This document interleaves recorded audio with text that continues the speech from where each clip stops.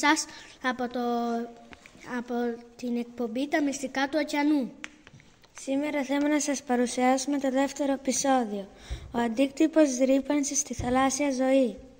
Μαζί μας έχουμε μία σπουδαία επιστήμονα, την κυρία Εμμανουέλα Κουτάντου, που είναι ειδικός περιβαλλοντολόγος. Κυρία Εμμανουέλα, καλώς ήρθατε στην εκπομπή μας. Καλώς σας βρήκα. Θα θέλω να σας κάνουμε κάποιες ερωτήσεις. Ποιες είναι οι επιπτώσεις της ρύπανσης στα θαλάσσια οικοσυστήματα? Λοιπόν, γενικά τα πλαστικά σκουπίδια, γενικότερα τα σκουπίδια, αλλά συγκεκριμένα τα πλαστικά, έχουν πολύ κακό αντίκτυπο στα θαλάσσια οικοσυστήματα. Γιατί τα οικοσυστήματα αλλά και τα θαλάσσια ζώα έχουν πάρα πολλές επιπτώσεις από αυτά. Τι σημαίνει αυτό? Σημαίνει ότι δυστυχώς το πλαστικό, όταν είναι μέσα στη θάλασσα, μυρίζει και έχει την ίδια... μυρίζει βασικά ακριβώς όπως η τροφή των ψαριών. Οπότε προσελκύει όλα τα θαλάσσια ζώα και τα ψάρια να το φάνε. Δεν είναι δηλαδή κάτι που δεν τους αρέσει, είναι κάτι που τους προσελκύει να πάνε να το φάνε. Οπότε πολλές φορές τρώνε πλαστικά τα θαλάσσια ζώα και παθαίνουν δηλητηρίαση. Αυτό είναι ένα κακό που μπορεί να πάθουν από τα πλαστικά στη θάλασσα. Ένα δεύτερο κακό που μπορεί να πάθουν είναι ότι πολλά ζώα δεν έχουν βράνχια, έχουν πνευμόνια. Οπότε πρέπει να ανέβουν πάνω στην επιφάνεια της θάλασσας για να πάρουν αέρα, να πάρουν οξυγόνο. Όταν λοιπόν βρίσκονται κάτω και τους εγκλωβίσει ένα δίχτυ τεράστιο ή ένα βαρέλι ή ένα πλαστικό σκουπίδι, τους κλείσει τη μύτη ή κόψει το πτερίγιο, τους είναι πάρα πολύ δύσκολο να ανέβουν πάνω στην επιφάνεια να πάρουν οξυγόνο. Οπότε δυστυχώς παθαίνουν ασφυξία. Και ένα τρίτο, δηλαδή δεν έχουμε οξυγόνο, σαν κάποιος να σας πιέζει κάτω στη θάλασσα και δεν μπορείτε να ανέβετε πάνω να πάρετε μια ανάσα. Και ένα τρίτο έτσι, που είναι κακό για τα θαλάσσια ζώα, είναι ότι πολλές φορές, ας πούμε οι χελώνες μπορεί να φάνε πλαστικές σακούλες, που θα το έχετε ακούσει αυτό, και πλαστικά σκουπίδια, μπορεί να μην πεθάνουν από πνιγμονή, να μην πνιγούν, μπορεί όντως να κατέβει κάτω στο στομάχι τους και μετά να συνεχίζουν κανονικά, ρε παιδί μου, να κολυμπούν και να περνάνε κανονικά, αλλά κάποια στιγμή το στομάχι τους θα γεμίσει από σκουπίδια. Τι σημαίνει αυτό? Σημαίνει, σας έχει τύχει να φάτε κάτι και να χορτάσετε? Ναι, και να πείτε δεν θέλω να φάω, αλλά έχω χορτάσει. Έτσι λοιπόν δυστυχώς το στομάχι δίνει σήμα στον εγκέφαλο ότι έχεις χορτάσει, με φασάλο. Οι χελώνες λοιπόν δεν τρώνε άλλο, σταματάνε να τρώνε γιατί έχουν χορτάσει. Όμως τι έχουν μέσα στην κοιλιά τους? Πλαστικά. Πλαστικές σακούλες, πλαστικά σκουπίδια. Και δυστυχώς πεθαίνουν από ασιτεία. Δηλαδή ότι δεν έχουν να φάνε, δεν έχουν πάρει κάποια βιταμίνη, έχει κάποια βιταμίνη η σακούλα, δεν έχει τίποτα. Οπότε πεθαίνουν από έλλειψη τροφής. Πολλά κακά μας κάνουν η πλαστική ρύπανση στη θάλασσα, Βέβαια. Πολύ λυπητερό. Βέβαια, είναι πολύ λυπητερό. Είναι αρκετά. Πάμε παρακάτω. Μπορούμε να σας κάνουμε κι άλλη μια ερώτηση? Εννοείται, ό,τι θέλετε. Ποια είδη κινδυνεύουν περισσότερο? Ποια είδη? Ναι. Ναι, θα απαντούσα σε αυτήν την ερώτηση όλα τα είδη. Ακόμα και το πιο μικρό να φύγει από την τροφική αλυσίδα, δηλαδή να εξαφανιστεί από την τροφική αλυσίδα, η τροφική αλυσίδα θα επηρεαστεί. Και όλο το οικοσύστημα και η ισορροπία θα επηρεαστεί. Οπότε γενικά όλα θα απαντούσα, αλλά ίσως έτσι λίγο ένα παραπάνω θα έλεγα τα θαλάσσια θηλαστικά.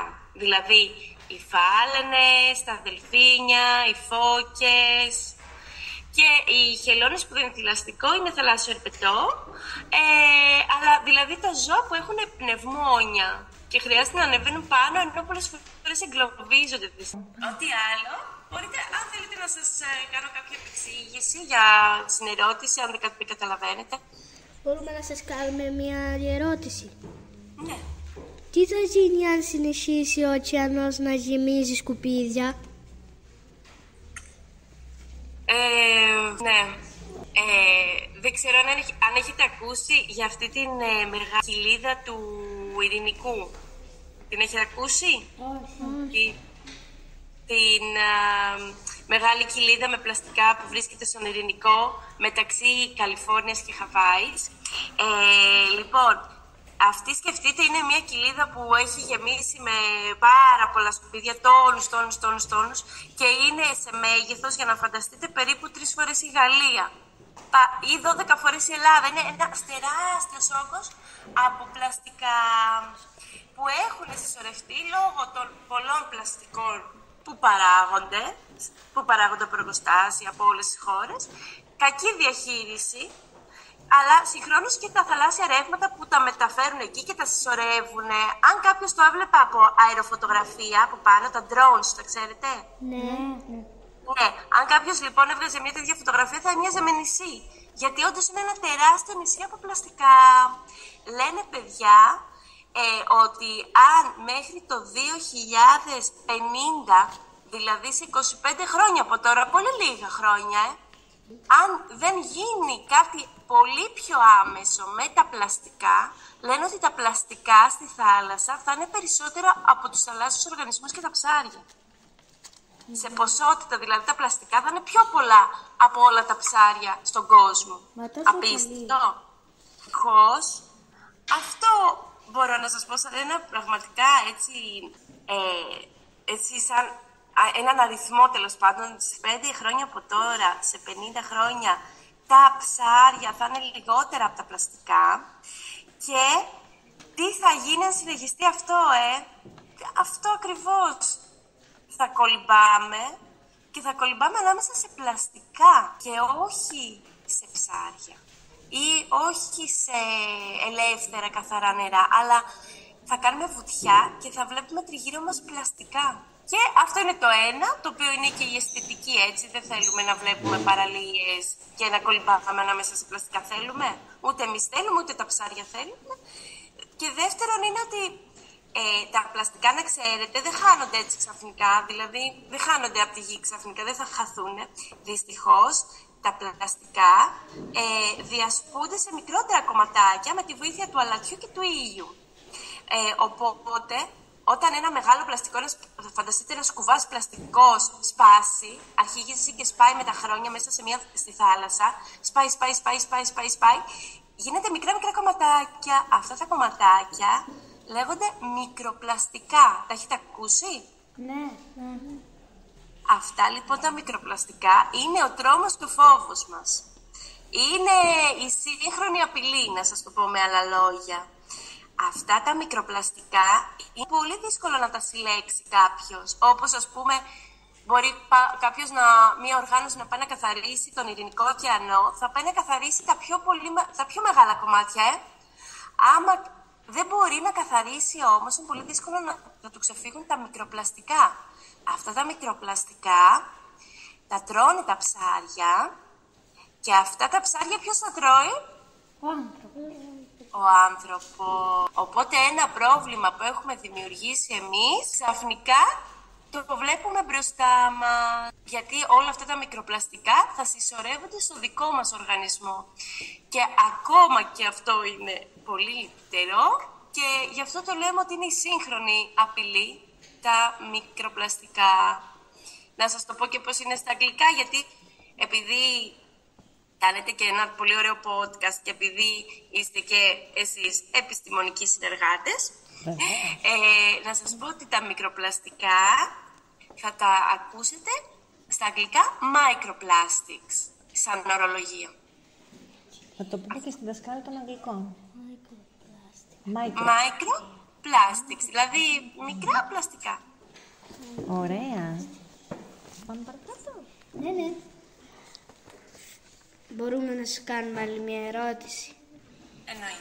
Υπάρχουν επιδράσεις στην υγεία των ανθρώπων και ποιες είναι αυτές?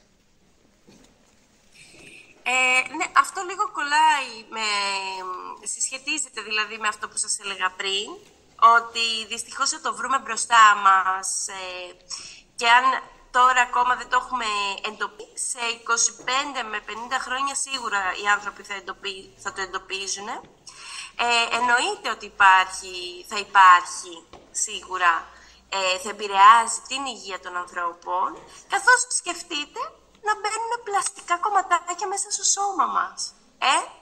Θα βράζουν τις αρτηρίες, θα συσσωρεύονται στο σηκώτη.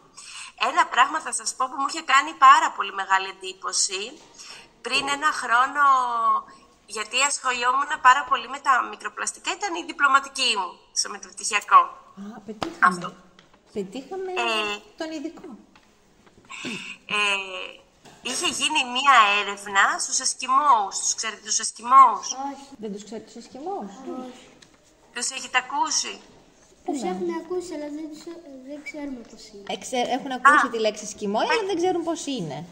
Ωραία, εντάξει, δεν πειράζει. Την έχετε ακούσει όμως, αλλά.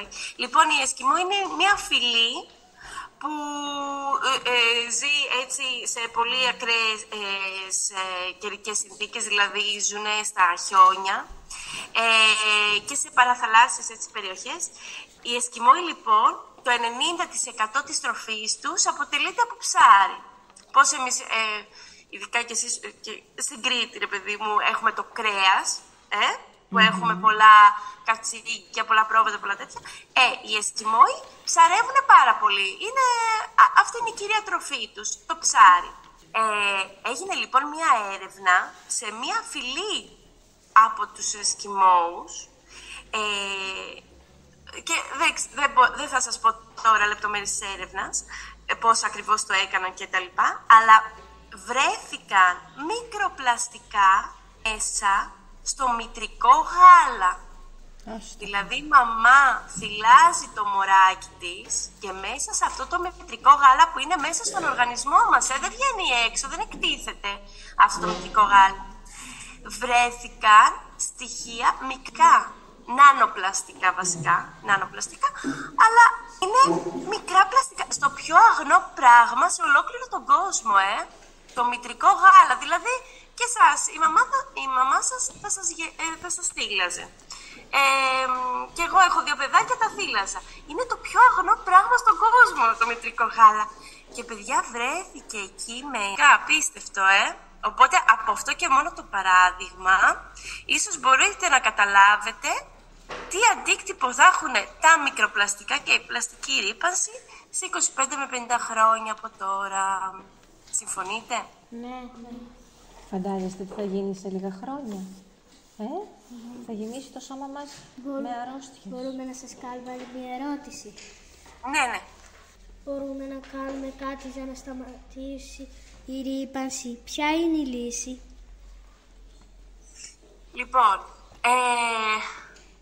Λοιπόν, εννοείται ότι μπορούμε να κάνουμε και πάντα το λέω αυτό, ότι και εμείς, αλλά και εσείς, μην νομίζετε ότι επειδή είστε παιδιά δεν έχετε θέση και δεν μπορείτε να κάνετε, εννοείται μπορείτε να κάνετε τα πάντα, ακόμα και να επηρεάσετε τους πιο μεγάλους, στο να αλλάξουμε τρόπο και συνήθειες. Αυτό είναι. Παλιότερα, να ξέρετε, οι γιαγιάδες μας και οι παππούδες μας, επειδή εμένα η γιαγιά μου ήταν εκεί κοντά στο χωριό σας, στο κλίμα, στο Τυμπάκι, δίπλα το κλίμα. Στο Τυμπάκι. Οι γιαγιάδες μας, να ξέρετε, και οι παππούδες μας εφαρμόζανε μια πάρα πολύ ωραία τεχνική που πρέπει να ξαναέρθει. Η τεχνική της κυκλικής οικονομίας.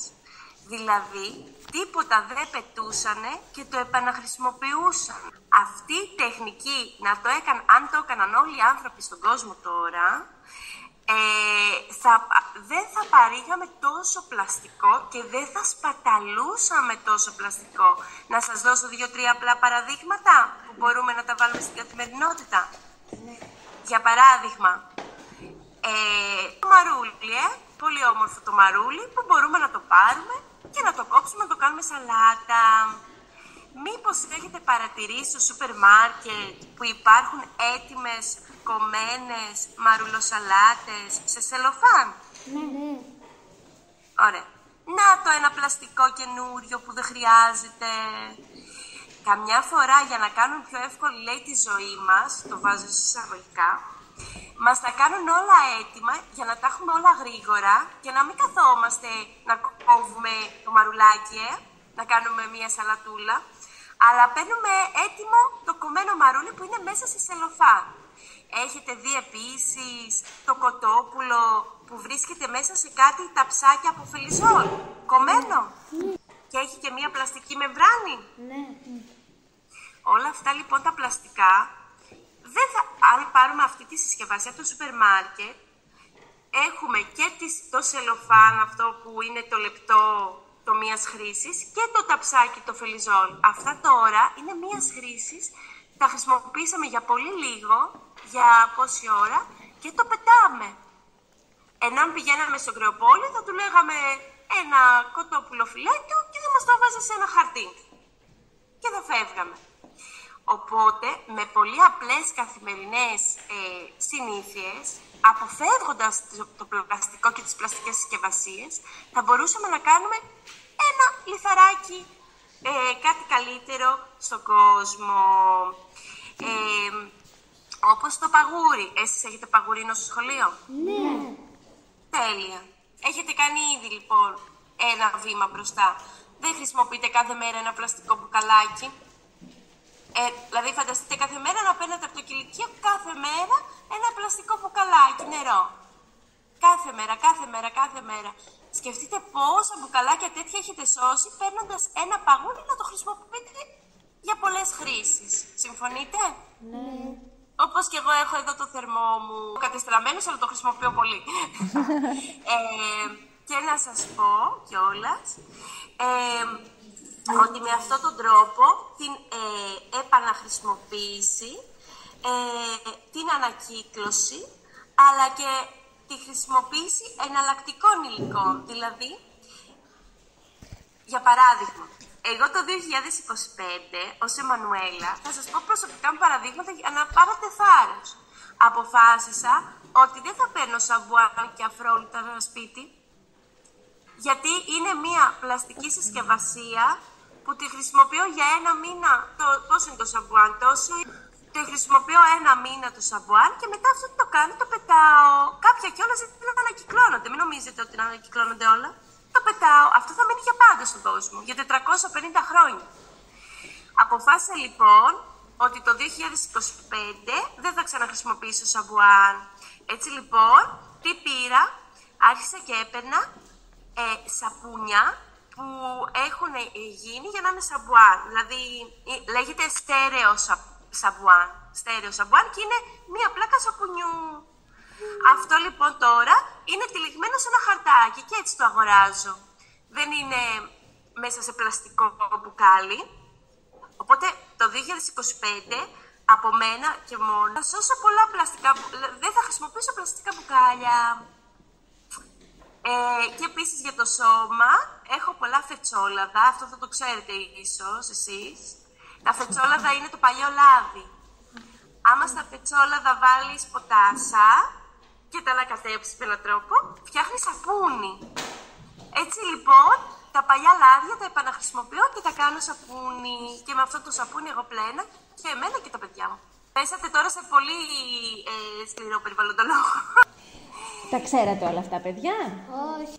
Δεν τα ξέραμε. Ευχαριστούμε που μας τα λέτε και τα μοιράζεστε μαζί μας, γιατί εμείς πρώτη φορά τα ακούμε. Γενικά νομίζω ότι το να σας πω τι κάνω εγώ μπορεί να σας σε απλά καθημερινά πράγματα, μπορεί να σας δώσει θάρρος ότι υπάρχουν λύσεις. Υπάρχουν λύσεις, εννοείται υπάρχουν λύσεις σε πολλά πράγματα. Έχω κι άλλα να σας πω.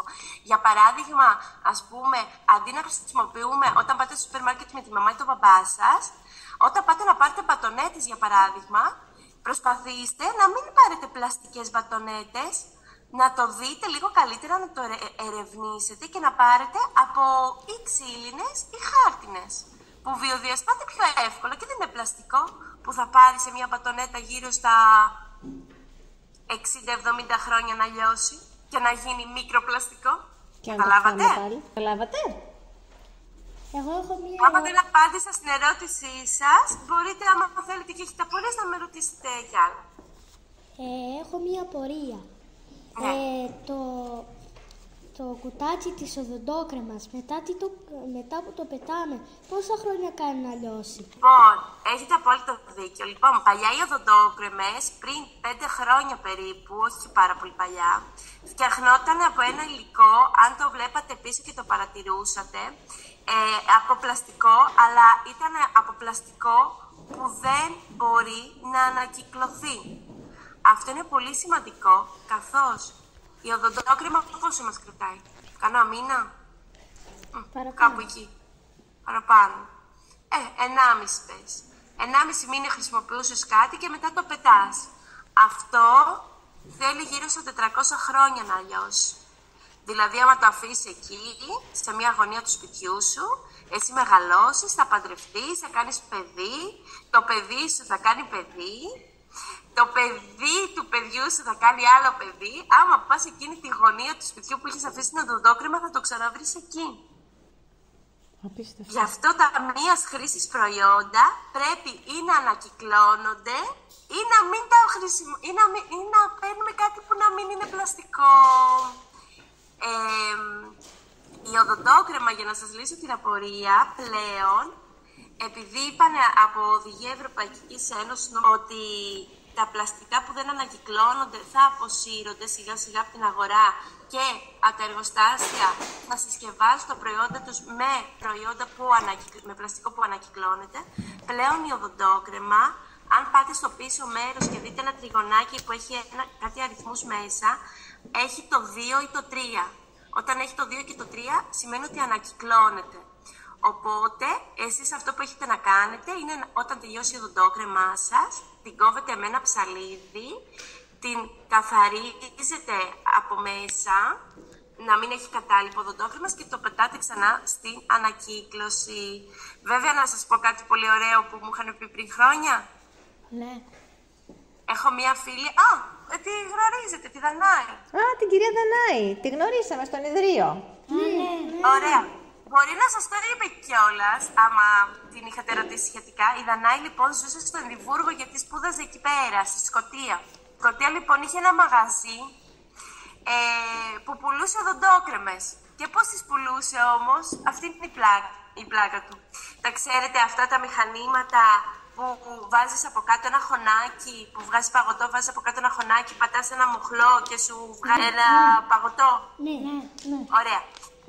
Ωραία. Στη Σκωτία λοιπόν πήγαινες με το βαζάκι το γυάλινο από το σπίτι σου και πήγαινες, είχε ένα τέτοιο μηχάνημα, πατούσες το μοχλό και σου βγάζε οδοντόκρεμα.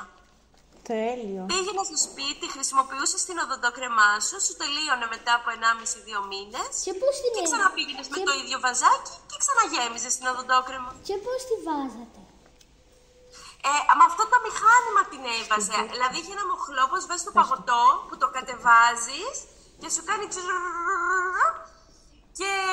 και γέμιζε το βαζάκι της με οδοντόκρεμα. Πώς τη βάζατε στην οδοντόβουτσα? Εντάξει, σιγά καλά, αυτό είναι το πιο εύκολο. Παίρνεις την οδοντόβουτσα και τη βουτάς λίγο μέσα στο βαζάκι και παίρνεις λίγη ποσότητα. Ωραίο, Έχουμε κάτι άλλο να ρωτήσουμε?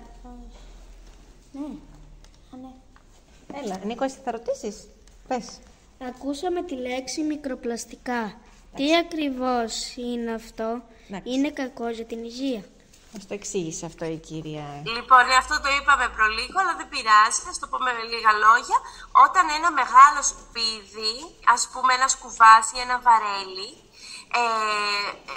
πέσει μέσα στη θάλασσα, βρεθεί μες στη θάλασσα, με τη βοήθεια του ήλιου, με το αλάτι, αλλά και με τη δύναμη των κυμάτων, αρχίσει σιγά σιγά με τις μέρες, με τους μήνες, με τα χρόνια, να σπάει σε μικρότερα πλαστικά. Αυτά λοιπόν, όταν αρχίσουν να σπάει, μπορεί να γίνει ένας κουβάς γύρω στα 1000 κομματάκια. Μπορεί να δημιουργηθεί. 1000 κομματάκια. Αυτά τα μικρά κομματάκια λέγονται μικροπλαστικά, τα οποία κιόλας, άμα πάτε να κολυμπήσετε, ας πούμε, για παράδειγμα, στο Καλαμάκι, εκεί κοντά στη θάλασσά σας, ή στο Τιμπάκι, και παρατηρήσετε την άμμο, Αν παρατηρήσετε μικρά χρωματιστά σαν πετραδάκια, μη γελιέστε, δεν είναι πετραδάκια. Πάρτε τα κοντά στο χέρι σας και παρατηρήστε τα. Είναι μικρά κομματάκια πλαστικού. Αυτά είναι τα μικροπλαστικά και εννοείται ότι έχουν πάρα πολύ μεγάλες επιπτώσεις στην υγεία μας. Η όμως τελειώνει. Σας ευχαριστούμε. Σας περιμένουμε στο επόμενο μας επεισόδιο. Ευχαριστούμε πάρα πολύ, κυρία Μανουέλα. Να είστε καλά.